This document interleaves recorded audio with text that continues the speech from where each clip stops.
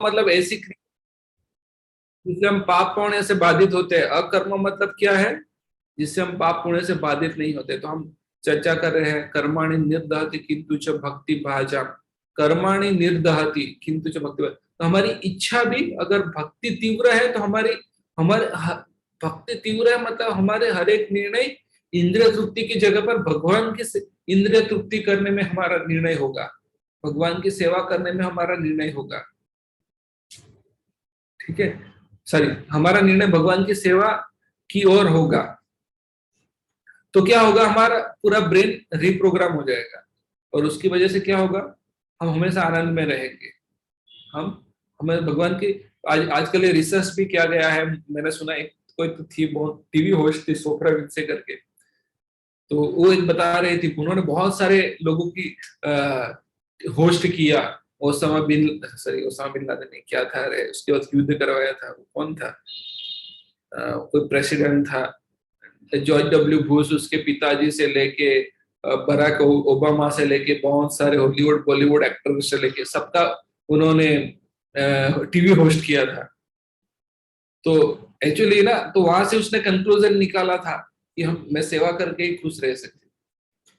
तो उसका सोप्रा विंफ्री एक बहुत फेमस टीवी होस्ट थी, आपको पता होगा यूएस में, पता नहीं पता हो या ना होता हो, बट तो ऐसा है। तो सेवा करके ही हम खुश रह सकते हैं, उसके बिना नहीं। तो हमारा हर एक निर्णय, अगर जीवन में कोई भी कार्य करना, उसका निर्णय, उसका गोल क्या है, हमें खुश रहना है। तो भगवान की सेवा करने से हमें खुशी मिलती है, क्यों नहीं करना चाहिए। तो हमारा हर एक निर्णय भक्ति की ओर होना चाहिए, तो वो अकर्म कहलाएगा। उससे हम पाप पुण्य से बाधित नहीं होंगे। जन्म मृत्यु जरा व्याधि के चक्कर से निकल के हम क्या होगा, हमारा हम जाएंगे भगवान के धाम चले जाएंगे। वो कुंठ वैकुंठ है, उसके उसमें कोई जन्म मृत्यु जरा व्याधि का चक्कर नहीं है। तो भगवान यहाँ पे बोल रहे हैं कर्म क्या है और अकर्म क्या है, इसे निश्चित करने में बुद्धिमान व्यक्ति भी मोहग्रस्त हो जाता है।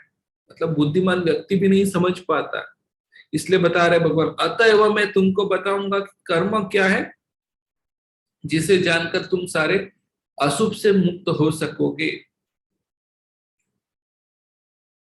इसलिए प्रभुपाद यहाँ पे तात्पर्य में बता रहे, कृष्ण भावना अमृत में जो कर्म किया जा चाहे वह पूर्ववर्ती प्रामाणिक भक्तों के आदर्श के अनुसार करना चाहिए। मतलब हमें कोई हमारा कोई नया पंथ बनाने की जरूरत नहीं है, हमें कोई हमारा कोई नया संप्रदाय बनाने की जरूरत नहीं है, अपसंप्रदाय या जो भी है।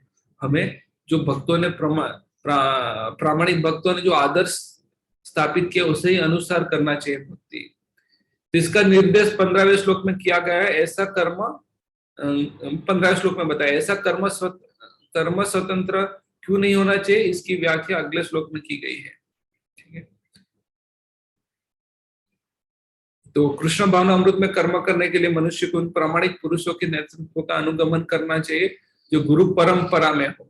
किसका अनुगमन करना चाहिए, वो भी बहुत क्लियरली लिखे, गुरु परंपरा में हो, जो कि इस अध्याय के प्रारंभ में ही कहा जा चुका है।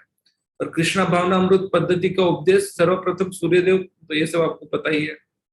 तो अतः परंपरा में पूर्ववर्ती अधिकारियों के पद चिन्हों का अनुसरण करना आवश्यक है, अन्यथा बुद्धिमान से बुद्धिमान मनुष्य भी कृष्ण भावना अमृत के आदर्श कर्मों के विषय में मोहग्रस्त हो जाते हैं। मतलब कभी कभी हम भक्ति में आने के बाद भी भ्रमित हो जाते हैं। भक्ति में आने के बाद भी हम भक्ति के नाम पर एक्टिविटी को जस्टिफाई करते हैं कि भाई हाँ, आप अरे पाप कर्म करते रहो, हरि नाम करने से उसका क्या होगा, अरे कर्म फल नष्ट हो जाएगा, जस्टिफाई करते हैं भक्ति में आने के बाद भी। तो वो बहुत डेंजरस है जस्टिफाई करना। मतलब कभी कभी भक्ति में लोग आके बोलते हैं हाँ हरि नाम से क्या है, जो पाप किया है उसके कर्म फल नष्ट हो जाते, तो करते रहो, जस्टिफाई करते हैं ऐसे आर्ग्यूमेंट देकर। ये लोग मिसगाइडेड हो जाते हैं।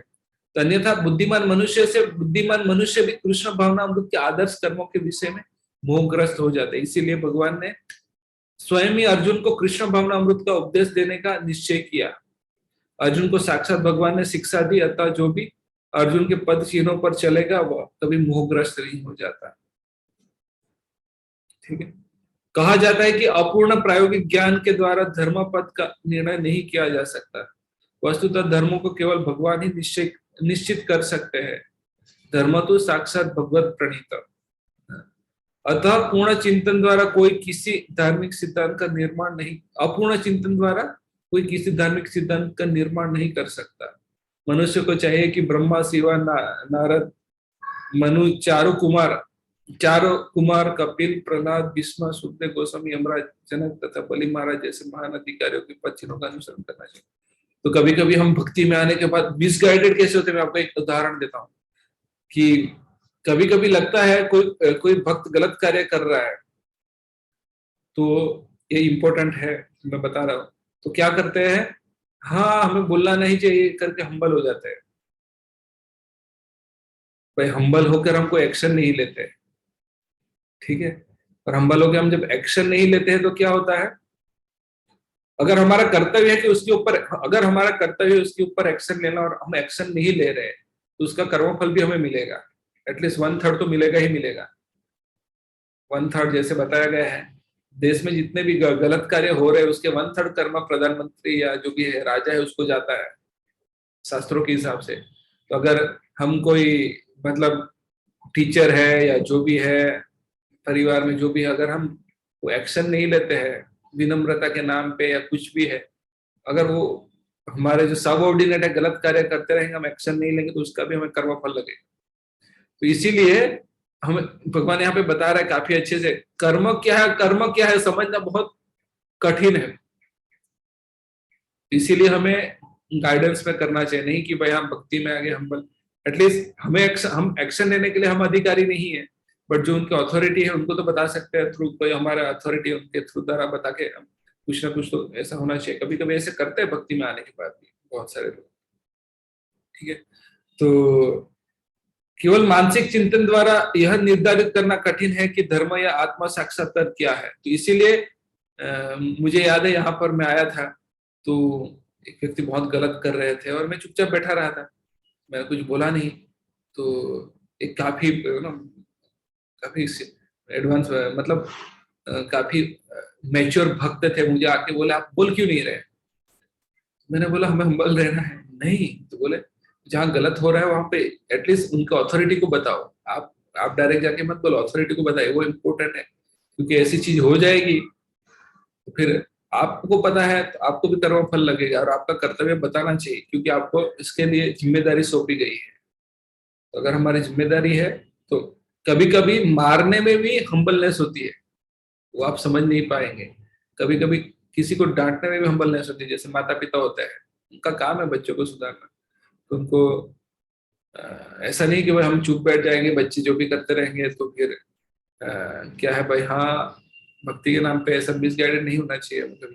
तो केवल मानसिक चिंतन द्वारा यह निर्धारित करना कठिन है कि धर्म या आत्म साक्षात्कार क्या है। अतः भगवान अपने भक्तों पर ही अहेतु की कृपा व स्वयं ही अर्जुन को बता रहे हैं कि क्या है और क्या कर्म है। केवल कृष्ण भावना अमृत में किया गया कर्म ही मनुष्य को वह बंधन से उबार सकता है। तो अगले श्लोक में भगवान बता रहे हैं कि कर्मणो ही अपि बोद्धव्यम, बोद्धव्यम च विकर्मणः, कर्मणांश अपि बोद्धव्यम गहना कर्मणः गति। को कर्मों की बारीकियों को समझना अत्यंत कठिन है। तो जैसे मैंने पिछले श्लोक में उदाहरण दिया कि किस प्रकार गलत कर रहे हैं, हम एक्शन नहीं लेते तो उसका हम पाप की भागीदारी बनते हैं। उसका काफी अच्छा उदाहरण देते हैं प्रभुपाद कि एक सैनिक है, उसको सरहद पर लड़ने के लिए भेजा गया और बैठ गया वहां पे, अरे मैं युद्ध नहीं करूंगा, मैं उनको क्यों मारूं। अगर वो युद्ध नहीं करेगा तो उसको सजा मिलेगी। लेकिन वही सैनिक अपने समाज में आता है और बिना पूछे गोली चला देता है तो उसको सजा मिलती है। तो वही कर्म क्या है अकर्म क्या है, ये उसके उदाहरण से समझा जाता है। वहां पे सैनिक हाई कमांड के आदेश पर शत्रु को मारता है तो उसको रिवार्ड्स दिया जाता है। इसलिए भगवान उसको अर्जुन को बता रहे हैं कि भाई हाँ मैं युद्ध करने के लिए, मेरा आदेश है युद्ध करना चाहिए, अगर आप मेरा आदेश को पालन नहीं करोगे तो क्या होगा, पाप लगेगा।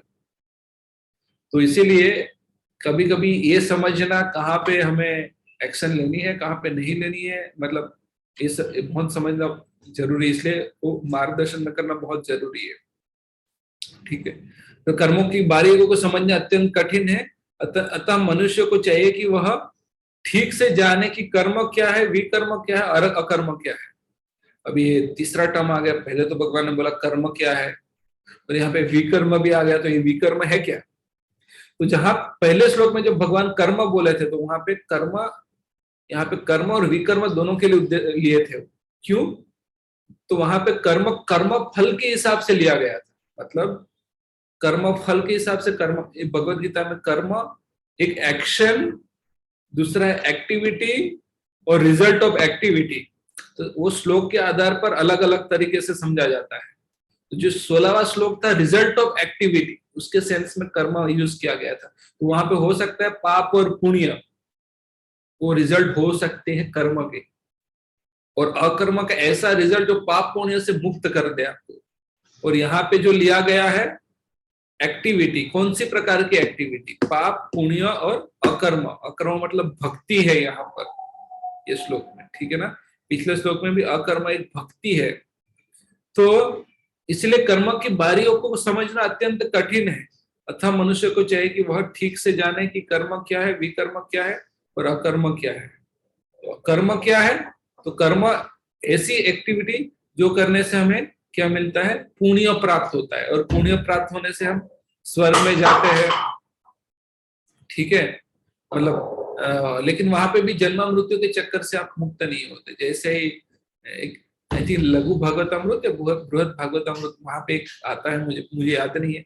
वहां पे अगर स्वर्ग में गए तो वहां जाने के बाद उनका जब पुण्य खत्म हो जाता है तो उनको कैसे भेजा जाता है, उनको स्वर्ग से लात मार दिया जाता है, और स्वर्ग के बाहर राक्षस बड़े बड़े मुख खोल के बैठे होते हैं।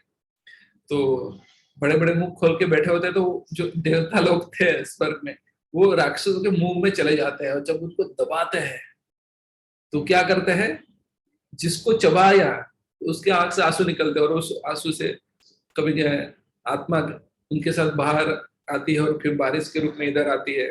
तो ये सारी कथाएं हम उसमें नहीं जाएंगे अभी।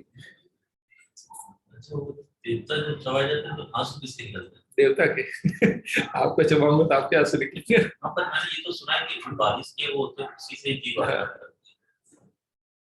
हाँ, तो वही ना, आंसू के रूप में ही वो आते हैं। तो लघु भागवत अमृत में वो आता है। तो इसीलिए मतलब वहां पे गए तो जन्म मृत्यु से वो मुक्त नहीं हुए हैं। हमें तो उनका पुण्य खत्म हो गया तो वापस पृथ्वी लोक पर आना पड़ेगा उनको। इसीलिए हमें कर्म क्या है, तो वो हो गया कर्म। अभी विकर्म क्या है? विकर्म मतलब बहुत सारे लोग ऐसी इंद्रिय तृप्ति करते हैं जो शास्त्रों के आधार पर नहीं है। मतलब बहुत सारे लोग इंद्रिय तृप्ति करना है तो वो क्या करते हैं, कर्म कांड करते हैं जो वेदों में वर्णित है। ठीक है, या तो भगवान से अप्रोच करते हैं, और कुछ लोग ऐसे ऐसी प्रकार के कर्म करते हैं इंद्रिय तृप्ति के लिए जो वेदों में निहित है, जैसे गाय को नहीं मारना चाहिए। ठीक है, लेकिन कुछ लोग इंद्रिय तृप्ति के लिए गाय को मार के खाते हैं, तो वो विकर्म कहलाता है। ठीक है, तो विकर्म में आता है जो वेदों में निषिद्ध है, और ऐसे कार्य करके अगर हम इंद्रिय तृप्ति करते हैं तो वो विकर्म हो जाते हैं। और अकर्म क्या है? अकर्म मतलब ऐसी क्रिया हम करते हैं जिसकी वजह से हम पाप और पुण्य दोनों नहीं लगते, उससे परे हो जाते हैं, और हम ऐसी जगह पे जाते हैं जहां पे जन्म मृत्यु से चक्कर से हम निकल जाते हैं। ऐसे कर्म करना उसको अकर्म कहते हैं। ठीक है, तो ये हो गया। तो आगे के श्लोक में भगवान बता रहे हैं कर्मण्य कर्म यह पश्य, पाप कर्म, पाप सिन, उससे पाप लगते हैं। जो ऐसी क्रिया जो वेदों में वर्णित नहीं है, ऐसी क्रिया हम करते हैं इंद्रिय तृप्ति के लिए जो वेदों में वर्णित नहीं है, उसकी वजह से हमें पाप पाप भोगना पड़ता है। कर्म भी तो वही है, कर्म भी तो वही है। तो ये शब्द में यहाँ पे कर्म पायस एक्टिविटी के हिसाब से लिया गया है। पायस स्वर्ग में जाना यहाँ पे इस श्लोक में, और यहाँ पे विकर्म पाप जो वेदों में निषिद्ध है। जैसे कर्म मतलब आप इंद्रिय तृप्ति कर रहे हैं, लेकिन वेदों के सकाम कर्म कर्मकांड के हिसाब से वेदों में वर्णित है। तब भी पाप पाप के कार्य हो सकते हैं। नहीं, पाप के कार्य तभी हो सकते हैं जब आप वेदों में वेदों के द्वारा जो निषेध कार्य किए गए हैं। जैसे तो मान लो इस गाय का तो मना किया है, तो वेदों के हिसाब से आप मांस खा सकते हो, कंडीशन वो पाप तो लगेगा उससे। तो उसमें एक शर्त है, पर आपस में क्या होगा, और वो गुड में नहीं आएगा, वो बैड करने आएगा। उसमें कब है गाय, वो तभी अलाउ है जब वो गाय को आप, गाय की जो आत्मा है उसको ऊंचा शरीर दे दा सकते हैं। गाय की नहीं है और किसी जानवर के मांस की। हाँ तब वो जैसे कि हाँ, मतलब उसको रेगुलेट करने के लिए गया तो वहां, हाँ उसका क्लैरिटी देता हूँ। तो वहां पे जैसे प्रभु जी ये पूछ रहे हैं, काफी अच्छा प्रश्न पूछे, बोल दिए कि वेदों में भी कभी कभी लिखा है मांस ये करना चाहिए, 15 दिन में खाना चाहिए, वही ना। हाँ, तो उसका अलग अर्थघटन है, उसका अलग अर्थघटन इस प्रकार से, हाँ तो क्लैरिफाई कर देते हैं उसको। तो अर्थघटन में मानो कोई व्यक्ति दिन में, प्रभु जी का प्रश्न ये है, मतलब मेरे बगल में बैठे थे तो बोल दिए कि अरे ऐसे वेदों में निषिद्ध किया गया तो उसको कैसे पाप समझे, उसको ही कैसे पाप समझे। कुछ कुछ वेदों में भी ऐसा बताया गया है कि मांस खा सकते, तो उसको कैसे समझे, क्या वो पाप नहीं कहलाएगा। तो वो बताने का कारण उस सेंस में है, मानो कोई व्यक्ति से दिन में 70 सिगरेट फूक रहा है, तो उसको कम करने के लिए मैं बोलूंगा अरे भैया 70 मत फूको, 65 फूकना। हाँ कर्मा, उसका रिएक्शन लगेगा उसको, तो अलग हो गया ना। मतलब एक, मतलब यहाँ पे देखिए निषिद्ध किया गया है, मतलब एंटरटेन नहीं किया गया है, तो पाप में आ ही जाता है, तो पाप ही कहलाएगा। मतलब यहाँ पे उनको कहा गया है ठीक है आपको खाना है तो 15 दिन में खाओ, 15 दिन भूखे रहो। बेसिकली ये कहे कि उसको डिस्करेज किया गया है वो करने का, एनकरेज नहीं करा गया है। जैसे मैं बोलूँ कोई 70 सिगरेट फूक रहा है और मैं बोलूँ उसको 65 सिगरेट लो आप, तो मैं उसको एनकरेज नहीं कर रहा हूँ, डिस्करेज कर रहा हूँ। तो उद्देश्य वो है, तो उस हिसाब से अगर वो कम कर देगा तो उसके लिए क्रेडिट मिलेगी उसको, तो उस सेंस में आप ले सकते हैं, कहने का मतलब है यहाँ पर।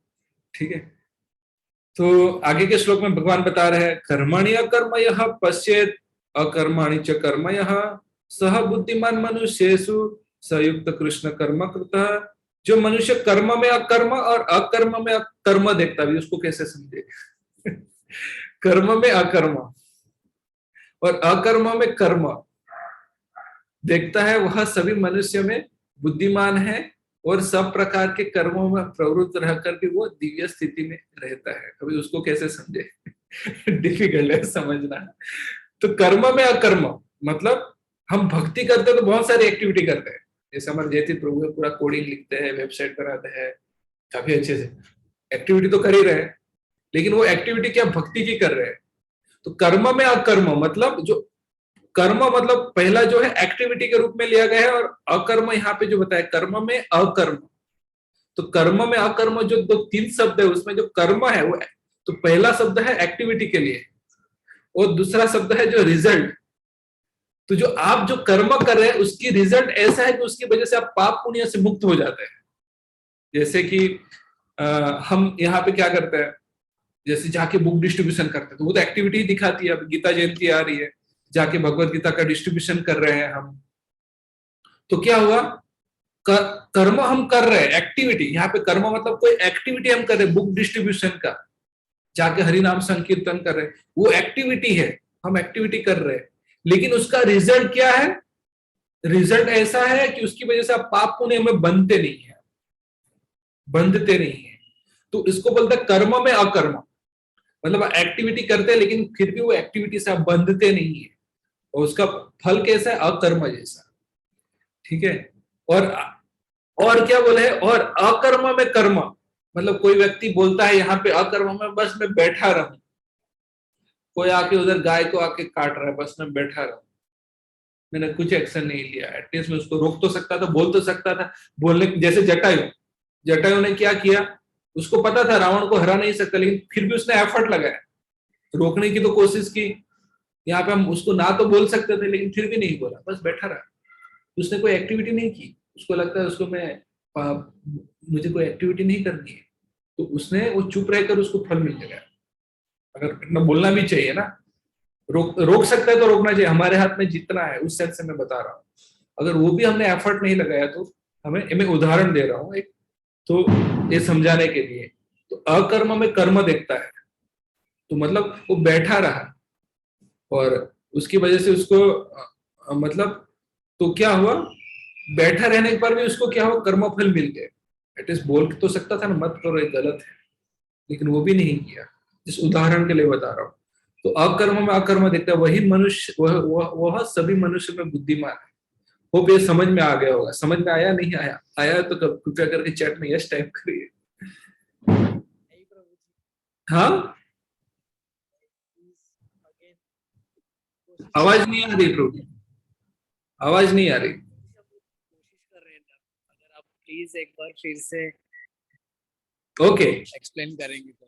चलिए, हाँ ठीक है। आपको चलो एक कॉम्प्लेक्स उदाहरण देते हैं। कर्म में अकर्म मतलब हम बुक डिस्ट्रीब्यूशन करते हैं तो जाके एक्टिविटी तो करते हैं, करते हैं नहीं करते?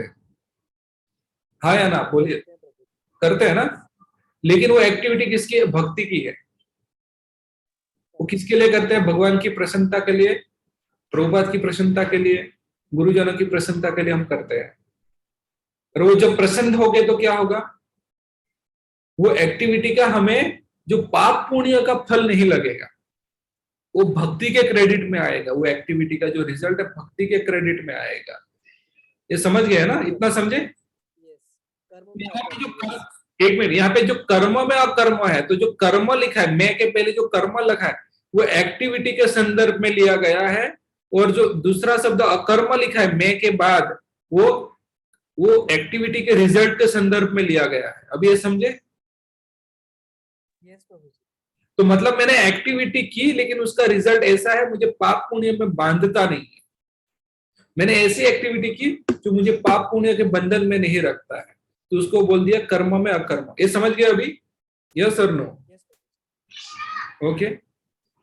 अभी अकर्म में कर्म मतलब अभी मेरे सामने आ रहा है, कोई आया गाय को मार रहा है, ठीक है? अभी मैं एग्जैक्ट समझाने के लिए मैं बोल रहा हूँ, एज इट इज मत लेना। बट कोई गाय को मारने आ रहा हूँ, मैं उसको रोक सकता, एटलीस्ट बोल सकता था ना मैं मत मारो, पर वो भी नहीं बोला, चुपके से बस देख रहा हूं। मतलब चुपके से बैठा रहा, मतलब मैं उसको भी, हाँ मैं उसको भी करने दे रहा हूँ जो करने दे रहा हूँ, उसको डिस्करेज भी नहीं कर रहा हूँ करने के लिए। मैं उसको इतना तो बोल सकता है तुझे पाप लगेगा, ये लगेगा, उसकी वजह से ये भुगतना पड़ेगा, बोल तो सकता हूँ। दो गाली सुनाएगा ना आपको सामने, इतना तो करना चाहिए गलत काम करने से रोकने के लिए। अगर वो भी नहीं करते तो हमें लगता है हम कोई कार्य नहीं कर रहे हैं। तो मैं कार्य इसलिए नहीं कर रहा हूँ कि मुझे कार्य नहीं करूंगा तो मुझे कोई कर्मफल नहीं मिलेगा। लेकिन यहाँ पे मैं चुप रहने से मुझे कर्मफल लग जाता है। मैं समझाने के लिए बोल रहा हूँ, ठीक है ना? समझ गया? ये समझ गया अभी? यस, पाप लग गया मतलब वहां पे बोला नहीं तो इसलिए पाप। हाँ, एक क्लियर हो गया ना अभी? तो यहाँ पे जो मैं से पहले अकर्म है वो एक्टिविटी के संदर्भ में, मैं कोई एक्टिविटी नहीं कर रहा हूं, और मैं के बाद जो कर्म है वो एक्टिविटी के रिजल्ट के संदर्भ में है, ठीक है ना? एक क्लियर हुआ? तो इसीलिए जो बोला, इससे यहाँ पे बोला है जो मनुष्य कर्म में अकर्म और अकर्म में कर्म देखता है वही मनुष्य, वह सभी मनुष्य में बुद्धिमान है। इसलिए भगवान बोले, इसलिए बोल रहे कि मैं बताऊंगा कौन से कर्म करना है आपको, और सब प्रकार के कर्मों में प्रवृत्त रहकर भी दिव्य स्थिति में रहता है। अभी समझ गया? क्लियर हो गया? ओके, ठीक है। तो एनीवे परपोट पढ़ लेते हैं। कृष्ण भावना अमृत में कार्य करने वाला व्यक्ति स्वभावतः कर्म बंधन से मुक्त हो जाता है। मतलब कर्म तो किया लेकिन अकर्म मिल गया। अभी रेफरेंस मिल गया उसका, परपोट में भी मिल गया आपको, राइट? उसके सारे कर्म कृष्ण के लिए होते हैं, अतः कर्म फल से उससे कोई लाभ या हानि नहीं होती। लाभ या हानि मतलब मटेरियल टर्म्स में यूज किया गया है, भौतिक संदर्भ में लिया गया है। फलस्वरूप वह मानव समाज में बुद्धिमान होता है, यद्यपि वह कृष्ण के लिए सभी तरह के कर्मों में वो लगा रहता है। अकर्म का अर्थ है कर्म के फल के बिना। समझ गया ना अभी? तो निर्विशेषवादी इस भय से सारे कर्म बंद कर देते हैं कि कर्मफल उसे आत्म साक्षात्कार के मार्ग में बाधक न हो, किंतु सगुणवादी अपनी इस स्थिति में भली भांति परिचित रहता है कि वह भगवान का नित्य दास है, अतः वो अपने आप को कृष्ण भावना अमृत के कार्यों में तत्पर रखता है। चूंकि सारे कर्म कृष्ण के लिए किए जाते हैं, अतः इस सेवा के करने में उसे दिव्य सुख प्राप्त होता है। जो इस विधि में लगे रहते हैं वो व्यक्तिगत इंद्रिय तृप्ति की इच्छा से रहित होते हैं। कृष्ण के प्रति उसका नित्य दास्य भाव उसे सभी प्रकार के कर्म फल से मुक्त करता है। एनीवे कॉम्प्लेक्स है तो अगले का भी परपट पढ़ ही लेते हैं।